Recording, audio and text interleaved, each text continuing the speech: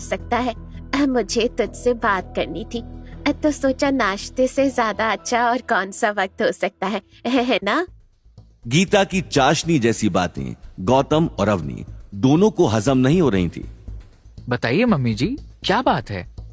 देखो बेटा, तुमने 100 करोड़ रुपए अग्रवाल इंडस्ट्रीज में लगाकर मेरी बात का मान रखा है। उसके लिए मैं तुम्हें दिल से थैंक यू कहती हूँ। मॉम, वो बात कल तो हो गई थी ना, अब एक ही बात को बार बार दोहराती रहोगी क्या? खाना खा लीजिए। तू चुप हो जा, तेरे से किसी ने बोला है क्या?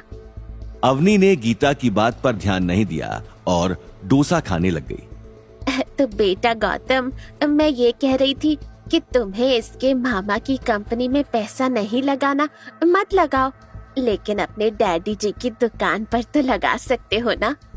गीता की बात सुनकर अवनी के हाथ से डोसे का निवाला गिर गया। 100 करोड़ उस दुकान में, जिसे आप कल कबाड़ी की दुकान कह रही थी?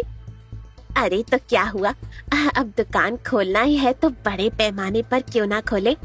सोचो, अग्रवाल एंटीक्स, जोधपुर की सबसे बड़ी और महंगी दुकान, अब वो शनाया की माँ जल बनकर राख हो जाएगी।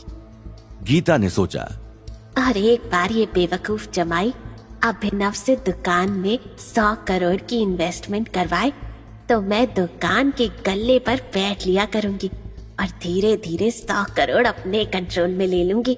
वैसे भी अवनी के पापा को बिजनेस की इतनी समझ कहाँ।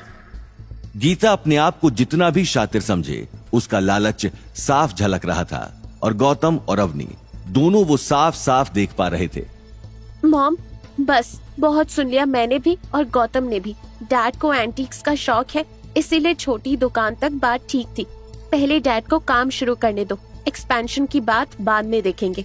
चलो गौतम, मुझे ऑफिस छोड़ दो, और तुम कह रहे थे कि तुम्हें ग्रोसरी का कुछ सामान लेना है, वो भी ले आओ। ओके चलो, साउथ इंडियन नाश्ते के लिए थैंक यू मम्मी जी। अवनी और गौतम को बिना उसकी बात माने जाते देख गीता ने गुस्से में सांभर की कटोरी उड़ेल दी। गौतम सीधा अवनी को उसके ऑफिस छोड़कर मार्केट में चला गया। कुछ ही देर में गौतम को फिर से अजीब लगने लगा, जैसे कोई उसका पीछा कर रहा है, लेकिन हमेशा की तरह आसपास उसे कोई भी सस्पिशियस दिखाई नहीं दे रहा था। मार्केट बहुत ही क्राउडेड था और बहुत सारी छोटी छोटी गलियां थी। गौतम ऐसी ही एक गली को पार कर रहा था कि उसे एक बच्चे के रोने की आवाज आई। गौतम ने देखा तो गली में कोई भी आदमी नहीं था, लेकिन गली के कोने से जोर जोर से बच्चे के रोने की आवाज आ रही थी। गौतम जल्दी से उस गली में एंटर हो गया।